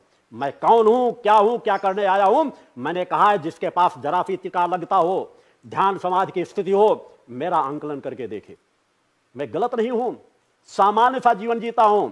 अगर मैं चाहता मुझ पर अहंकार होता, 25 साल 30 साल की यात्रा आध्यात्मिक हो चुकी है, मैं भी जा के चरणों में बैठ रहा होता, मैं भी अपना विज्ञापन कर रहा होता। मेरा अधिकांश जीवन एकांत ध्यान साधना में गुजरा है और आगे का जीवन भी ध्यान साधना यज्ञों के क्रम में गुजरना है। अधिकांश समय मेरा यज्ञों में गुजर जाना है। तुम जैसे लोग उस यात्रा को समझ ही नहीं पाओगे। भक्ति क्या होती है, साधना क्या होती है, समर्पण क्या होती है, इसको समझने की कोशिश करो। अब भी वक्त है, मौका दे रहा हूं। तुम मौका चाहते थे, मौका मैं दे रहा हूं कि तुम्हें 11 दिन का समय है। पूरी एजेंसियां लगा दो, 1 करोड़ का इनाम दूंगा। गलत साबित कर दो, 1 करोड़ का इनाम ले जाना और जो कहोगे वह स्वीकार कर लूंगा। अगर ना कर सके तो 11 दिन के अंदर अंदर माफी मांग लो। 15 तारीख को मैं पुनः आऊंगा सामने, मौका दे रहा हूं। या तो सुधर जाओ, गलती स्वीकार कर लो उन्हीं मंचों में कि तुमसे गलती हुई, तुमने गलत प्रचार कर दिया, गलत तुमने भ्रमजाल लोगों को फैला दिया, और अगर आवाज मेरे द्वारा उठाई गई थी तो ऐसा समाज में होना चाहिए। स्वीकार कर लो, मुझे कोई आपत्ति नहीं, किसी से विरोध नहीं, किसी से दुश्मनी नहीं। 11 दिन याद रखना, 15 तारीख को मैं पुनः आऊंगा। अगर तुम कोई भ्रमजाल फैलाओगे तो उस भ्रमजाल का भी जवाब देने आऊंगा। और अगर जरूरत पड़ेगी, मेरे द्वारा अनेकों चीजें, शिष्यों को मार्गदर्शन भी दिया जाता है। 15 तारीख को भी मैं अगला शिविर की डेट भी भक्तों को जानकारी दूंगा। अगला जो शिविर होगा उसके बारे में भी जानकारी दूंगा, और जो महत्वपूर्ण बातें हैं उनके बारे में भी जानकारी दूंगा। मेरे लिए तुम कोई महत्वहीन हो, महत्वपूर्ण नहीं हो। चूंकि तुम समाज का शोषण कर रहे हो, इसलिए आवाज उठाना मेरा कर्तव्य है। तुम जैसे और लोग अपने आप इकट्ठा कर लो, और लोगों की इकट्ठा कर लो। मैं तो इसलिए समय दे रहा था कि शायद आने को तुम कह रहे थे ये मठ वाले आ रहे हैं, ऐसे आ रहे हैं, ऐसा होगा। तुमने सोचा जैसे पूरा माहौल बन जाएगा। अरे माहौल तुम्हारे विरुद्ध बन चुका है। तुम्हारे विरुद्ध संतों की आवाजें उठने लगी हैं कि हाँ, ये जो इस तरह का प्रवंच किया जाता है, देवी देवता किसी के गुलाम नहीं है। जो अनेकों लोग प्रेमा साई जैसे लोग कहते हैं कि मातंगी माता आए, इधर से जाप करे, इधर पूजा करे, इसका ये नष्ट कर दे, इसको ऐसा कर दे। रीढ़ में बेताल बैठा हुआ है, मस्तक पर जिन्न बैठा हुआ है, इसको निकाल फेंके, इसको जला के भस्म कर दे। अरे धूड़ तो जला करके यदि भस्म कर देते हो तो फिर उनको क्यों प्रभावित बार बार होना पड़ता है? क्यों बार बार उन अमावस्याओं में बुलाते हो? अगर एक बार तुमने उनको भस्म कर दिया अपने हवन में, तो फिर अनेकों अमावस्याओं में किस लिए बुलाना पड़ता है? और ज्यों के त्यों उसी तरह प्रभावित रहते हैं। 10-5% लोगों को अगर किसी प्रकार का लाभ मिलता तो उनकी अपनी भावना से मिलता है, उनकी अपनी चेतना से, उनके घर में अपने पूजा पाठ से मिलता है, धार्मिक स्थानों पे दर्शन मिलता है। मैं दुनिया के किसी धार्मिक स्थान का मैंने आज तक विरोध नहीं किया। जहां सच्चाई ईमानदारी से झाड़ फूंक भी किया जाता है, उनका मैंने विरोध नहीं किया और न विरोध करता हूं। मेरे शिष्यों के लिए रहता, सभी धार्मिक स्थानों में जाओ, कभी मेरे द्वारा मना नहीं किया जाता। मगर हर भेषधारी को किसको नमन करना, किसको नहीं करना, इसके लिए मैंने उनको विवेक दिया है, उनके अंदर मैंने जागृत पैदा की है। आज जनों को जगह पर जो बड़े बड़े संत, बड़े बड़े लोगों का मार्गदर्शन कर लेते हैं, छोटी मोटी समस्याओं में आने पे आत्महत्या कर लेते हैं। अनेकों आवाज मेरी द्वारा उठाई गई है, समाज का शोषण किया जा रहा है। कहां सनातन धर्म है? कहां तुम जैसे ब्राह्मण बैठे हो? अरे ब्राह्मणों के नाम पे कलंक हो तुम जैसे लोग, कलंक हो, और यही रास्ता तय करते रहोगे तो आने वाला समय तुम्हें जवाब जरूर देगा। ब्राह्मण क्या होता है, ब्राह्मणत्व क्या होता है, इसको और समझने का प्रयास करो। समझोगे अच्छी बात है। मेरी बातें अगर तुम्हारी समझ में आ जाए, अगर तुम सुन सको, न हो तो तुम्हारे दरबारी समझा देंगे शुद्ध हिंदी में। क्योंकि कई बार तुम्हें लगता है जैसे तरह तुम बातें किया करते हो, जैसे थोड़ा सा सुनाई देने में भी तुमको प्रॉब्लम है। तुम अपने आप को जवान कहते हो। मैंने एक नहीं 2 शादी, अरे मैंने कब पूछा था मुझे कि तुम्हारे यहाँ रिश्तेदारी करने जाना है क्या, कि तुम्हारे यहाँ रिश्तेदारी करना है कि तुमने एक नहीं 2 शादियां कर ली हैं? तुम अपने आप कबूलते चले जा रहे हो कि मैंने 2 शादियां की थी, बच्चा पैदा करने के लिए मैंने ऐसा किया था। शायद तुमने कहा था कि अगर कोई बंजर भूमि हो, ऐसा करने से नारी के लिए इस तरह की भावना तुम्हारे मुख से शोभा देती है। मैं उसमें जाना भी नहीं चाहता। तुम खुद की हाँ मेरी गाड़ी पुलिस ने पकड़ ली थी, मैंने तो तुमसे एक बार भी नहीं पूछा। तुम व्यक्त करते रहो, बताते रहो क्या कर रहे हो, कैसा कर रहे हो। तुम्हारा जीवन तुम्हारा है, तुम उस तरह के भोग विलास का जीवन जियो। मेरा जीवन अपना है। मेरा जीवन जो है मेरा बच्चा शिष्य जानता है, करोड़ों लोग जानते हैं जो मुझसे यहां मिलने आ चुके, व्यक्तिगत रूप से जिनसे मिल चुका हूं। मुझे अपने बारे में ज्यादा कहने की जरूरत नहीं, मेरे शिष्य ही बता देंगे। मेरे शिष्यों की आवाज, जिनको तुम कई बार प्रलोभन देने का प्रयास करते हो, समझाने का प्रयास करते हो, अरे वो तो शांत है, चूंकि उन्हें मैंने मर्यादा का पाठ पढ़ा रखा है। मगर यदि तुम आवाज उठाओगे तो मुखर होकर के मुंह तोड़ जवाब देना भी जानते हैं। हम मारपीट नहीं करते, हमारी चेतना में ही इतनी ताकत है, हमारी हुंकार में ही इतनी ताकत है, हमारे अंदर धर्म राष्ट्र मानवता की सेवा के अंदर के लिए हमारे अंदर तप त्याग पुरुषार्थ और जो परोपकार की क्षमता है, उस आवाज से भी अधर्मी अन्यायी कांप उठते हैं, अपना रास्ता बदल देते हैं। मैं उस तरह के साधक तैयार कर रहा हूं, तुम जैसे लोग नहीं कि जहां अगर एक व्यक्ति सही व्यक्ति खड़ा हो और वहां 10 बेईमान निकल के आ रहे हो, 10 शराबी निकल के आ रहे हो, वो शांत बैठ जाता है, बेईमान भ्रष्टाचारी सीना तान करके निकलते हैं और एक ईमानदारीदार व्यक्ति सर झुका के बैठता है। मैं उस तरह चेतनावान से तैयार करता हूं कि अगर 10 धूर्त निकल रहे हो तो वो सर झुका के निकले कि हाँ ये व्यक्ति खड़ा है, अगर हम कुछ करेंगे तो ये व्यक्ति आवाज उठाएगा। हम उस तरह से तैयार करते हैं। समझने का प्रयास करना। मैं तुम्हें ज्यादा कुछ आज कहना नहीं चाहता, तुमने तो सभी अमर्यादा की सीमा तुमने लांघी है, नीचता की तुमने सीमाएं लांघी है, धूर्तता की तुमने सीमाएं लांघी है। उन सीमाओं को जो कम से कम बजरंग बली के अगर सामान्य सा भक्ति में होगा तो ऐसी सीमाएं नहीं लांघेगा। भ्रमजाल फैलाना चाहते हो, फैलाओ भ्रमजाल, जितना फैला सकते हो, जितनी तुम्हारे अंदर ताकत हो, तुम्हारे जुड़े हुए कुनबे में जितनी ताकत हो, आवाज उठाओ। मैं तो चाहता हूं तुम आवाज उठाओ, तुम्हारी आवाज समाज देख सके कि तुम कितने त्रिकालज्ञ हो या कितने तुम धूर्त हो, अज्ञानी हो, तुम किस तरह लोगों को ठग रहे हो, बेवकूफ बना रहे हो। जितनी आवाज उठा सकते हो। तुम मुझे धमकी देने की कोशिश मत करो कि मैं ऐसा करूंगा, ऐसा आवाज उठाऊंगा। जितनी तुम्हारी आवाज उठाने की क्षमता हो, आवाज उठाओ। या गलत अगर तुम्हारी अंतरात्मा कह रही हो, वैसे तो तुम्हारी अंतरात्मा मर चुकी है। मरी हुई अंतरात्मा में आवाज पहुंच सके तो अच्छी बात होगी। अगर कहीं भी थोड़ी मेरी आवाज पर तुम्हारी अंतरात्मा का कोई कोना शेष बचा हो, जहां इंसानियत जीवित हो, सुधार कर लेना अच्छा होगा, तुम्हारे लिए अच्छा होगा। नहीं, तुमने अभी भक्ति मानव कल्याण संगठन को समझा नहीं, जाना नहीं। भक्ति मानव कल्याण संगठन डोर टू डोर संपर्क से जुड़ा हुआ है। हर जगह जगह आवाज उठेगी और कहने की जरूरत नहीं है।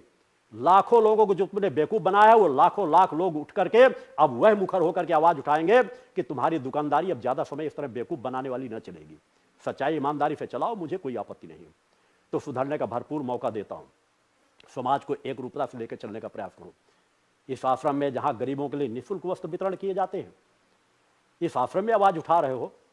जहां छोटे छोटे बच्चे किस प्रकार से रह रहे हैं, स्वाभिमान सम्मान के विरुद्ध आवाज उठा रहे हो।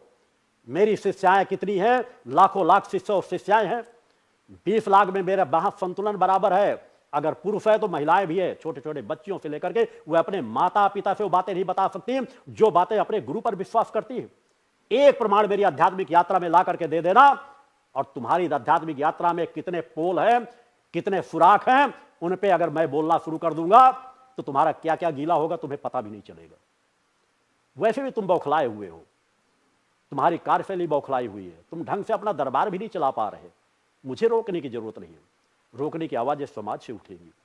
जब तुम्हारे पास कुछ है ही नहीं तो मुझे अपनी शक्ति लगाने की क्या जरूरत है। मैंने तो तुम्हारे जो तुम गलत कर रहे हो उसका भंडा फोड़ किया है, उसके खिलाफ आवाज उठाई है, आगे भी आवाज उठाता रहूंगा। सुधर जाओ, अच्छी बात है। बार बार चेतावनी दे रहा हूं, इसलिए मैंने कहा था, मैंने पहले लिख दिया चेतावनी। चेतावनी इसीलिए है कि तुमने गलत चीजों का प्रचार किया है, उनको सुधार कर लो। नहीं सुधार करोगे तो कानूनी प्रक्रिया का भी सामना करना पड़ेगा। व्यक्तिगत मुझे कहते रहोगे, 100 बातें कहते रहो, क्योंकि मैं अगर तुम्हारे खिलाफ आवाज उठा रहा हूं गलत चीजों को, तो तुम मेरे बारे में कहने का अधिकार रखते हो। आवाज उठा दे, मुझे कोई आपत्ति नहीं थी, मगर आवाज भी तो सच्चाई ईमानदारी की हो, सत्य पर आधारित हो, गलत तथ्यों पर आधारित हो। एक नहीं, अगर जरूरत पड़ेगी मुझे, तुम ये मत भ्रमजाल में पड़ जाना कि तुम्हारे पास पैसा है और पैसे के बल पर तुम अनेकों मीडिया चैनलों में आवाज उठाओगे। मैं यही चाहता हूं तुम जितनी आवाज उठा सको आवाज उठाओ। उससे बड़ी आवाज भक्ति मानव कल्याण संगठन की उन्हीं मीडिया चैनलों पे आकर के उठेगी। तब तुम्हारा ऐसा पर्दाफाश होगा कि तुम कहीं के नहीं बचोगे। वही हाल होगा जो मैं कहना नहीं चाहता। तुम खुद थोड़ा बहुत तो समझदार हो ही। 30 सालों से लोगों को के साथ छल कर रहे हो, ढोंग कर रहे हो, पाखंड कर रहे हो। चालाकी तो तुम्हारे रोम रोम में बसी है। मैं जानता हूं कि तुम्हारे अंदर एक भी क्षमता नहीं है, तुम भ्रम फैला रहे हो। कोई भी भूत सिद्ध नहीं है, कोई चौकीदारी नहीं भूत प्रेत तुम्हारे कर रहे हैं। और मैं समाज के लोगों का आह्वान करता हूं, भय त्याग दो, निर्भय बन करके रहो। जिस तरह मेरे 20 लाख शिष्य निर्भय बन करके जीवन जीते हैं, किसी तांत्रिक मंत्र से नहीं डरते, माता भक्ति आदि शक्ति जननी जगदम्बा, जिसकी रक्षक हो, कोई तांत्रिक मांत्रिक उनका एक भी अहित नहीं कर सकता। मैं उन लोगों का भी आह्वान करता हूं जिनका शोषण किया गया है, बढ़ के आए इस आश्रम में। आश्रम स्वागत करता है, उन्हें सच्चाई ईमानदारी का मार्ग मिलेगा और उन्हें सत्य का ज्ञान होगा कि धार्मिक स्थानों में आज भी कितनी बड़ी सत्यता है, कितनी बड़ी सत्यता से कार्य किए जा रहे हैं, और तुम्हें संरक्षण भी प्रदान किया जाएगा। और मुखर होकर के आवाज उठाओ, डरो मत, आओ आवाज उठाओ कि कम से कम तुम ठगे गए हो, दूसरा न ठगा जा सके, उस पर मुखर होकर के आवाज उठाओ। सब भक्ति मानव कल्याण संगठन आपकी हर मदद करने के लिए तैयार हो, आपकी ही नहीं और समाज में नाना प्रकार के जहां जहां पर भी तंत्र मंत्र के नाम पे ढका जा रहा हो, कहीं ऐसी जगहों पर जहां गलत हो रहा हो, कोई माफिया हो, किसी प्रकार हो, भक्ति मानव कल्याण संगठन किसी भी ताकत से नहीं डरता, उन सत्ताओं से भी नहीं डरता जो गलत कर रही हैं, गलत का संरक्षण दे रही हैं। सत्ताएं गलत जगह झुक सकती हैं, उनको वोट की आवश्यकता पड़ती है, मगर भक्ति मानव कल्याण संगठन एक विचारधारा का जीवन जीता है। पंचो शक्ति सिद्धाश्रम एक विचारधारा का जीवन जीता है। भारतीय शक्ति चेतना पार्टी एक विचारधारा का जीवन जीती। मुझे कभी कोई भी चुनाव नहीं लड़ना, मुझे फुर्सत ही नहीं है। तुम जैसे लोगों को बताने समझाने के लिए भी मेरे पास समय नहीं रहता, और समय देकर के मैं आज तुम्हारे सामने बैठा हुआ हूं, तुम्हारे बारे में और शिष्यों का मार्गदर्शन कर रहा हूं। मेरी तीनों धाराएं समाज को दिशा देने के लिए इनके बारे में विस्तार से बता चुका हूं, आगे जरूरत पड़ेगी और बता दूंगा। एक भी चुनाव मुझे नहीं लड़ना, कभी मेरे द्वारा नहीं कहा गया कि मैं कभी भी चुनाव लड़ूंगा। हर मंचों से कहा गया मैं जिस पद पर हूं वह मेरे लिए सर्वश्रेष्ठ है। माता आदि शक्ति जननी जगदम्बा की कृपा ही मेरी सब पूंजी है, वही मेरी सब क्षमताएं हैं। तुम्हें बार बार इन चीजों की जानकारी मेरे शिष्यों द्वारा मिलती रहेगी। सुधार कर लोगे, तुम्हारा हित होगा, तुम्हारा कल्याण होगा। नहीं तुम आगे आने वाली पीढ़ी के लिए भी गलत रास्ता प्रशस्त कर रहे हो। बड़े बड़े आश्रम बना करके भी समाज को दिशा नहीं दे पाओगे। सनातन से इसकी रक्षा नहीं होनी। सनातन धर्म की जिससे रक्षा होनी है वह मार्ग भक्ति मानव कल्याण संगठन समाज को दे रहा है। एक सूत्र में सबको पिरो रहा है, एक विचारधारा से सबको लेकर चल रहा है। मेरा आशीर्वाद अपने समस्त शिष्यों भक्तों के लिए बराबर बना रहता है, समाज के लिए बराबर बना रहता है। यहाँ की विचारधारा आज जहाँ यहाँ अखंड पाठ चल रहा है, देश के कोने कोने में स्वयं सेवी कार्यकर्ता निःशुल्क निस्वार्थ भाव से जा करके घरों में दुर्गा चालीसा का पाठ करा रहे हैं। लोगों को नशे मान से मुक्त, चरित्रवान, चेतनावान बना रहे हैं, एक दिशा समाज को दे रहे हैं। इस विचारधारा को तुम छू भी नहीं पाओगे। यहाँ कोई भी चीज, इस स्थान को कोई व्यक्ति खरीद सके, इस स्थान के किसी चीज का कोई कैसे उंगली उठा सके, ये किसी की हिम्मत नहीं। सच्चाई ईमानदारी से, सच्चाई ईमानदारी के पथ पर आकर के एक उंगली उठा करके देखो, तुमको जवाब अपने आप मिल जाएगा कि क्या सही है क्या गलत है। और गलत रास्ते से भी अगर तुमको 1 मिनट में उड़ा दिया जाएगा, धमकी दोगे, ये कर दिया जाए, वो कर दिया जाएगा, तो यहाँ रक्षात्मक प्रणाली सब जगह मजबूत है हर शिष्यों की। अरे तुम छोटे छोटे उन शिष्यों का कुछ नहीं बिगाड़ पा रहे हो, तो यहाँ का क्या बिगाड़ लोगे? तुम्हारी औकात नहीं, तुम्हारी क्षमता ही नहीं है। राघवेंद्र पत्रकार पे तुम खौफ खाए बैठे हो, उसका नहीं तुम कुछ बिगाड़ पा रहे हो। बाबूलाल विश्वकर्मा वो तुम्हें अलग अपना तुम्हें रास्ता दे रहा, तुम्हारा पर्चा बना रहा, उसका तुम कुछ नहीं बिगाड़ पा रहे हो। आवाजें 1-2 जगह नहीं, पर्चे बनाने वाले जगह जगह से पर्चे बनने लगे हैं। तुम्हारे इतने पर्चे बनेंगे कि तुम उनका सामना नहीं कर पाओगे। सुधरने के लिए बहुत मैं मौके दे रहा हूं। 11 दिन का मैंने समय दिया है, या तो सिद्ध करो तुम सही हो, प्रमाण दो जितनी आवाजें तुमने उठाई है, मान सम्मान के विरुद्ध भी तुमने आवाजें उठाई है, या गलती स्वीकार करो उन मंचों में आकर के, मुझे कोई आपत्ति नहीं है। मैं अपना पूर्ण आशीर्वाद समाज शिष्यों को प्रदान करता हूं। बोल जगदम्बा माते की।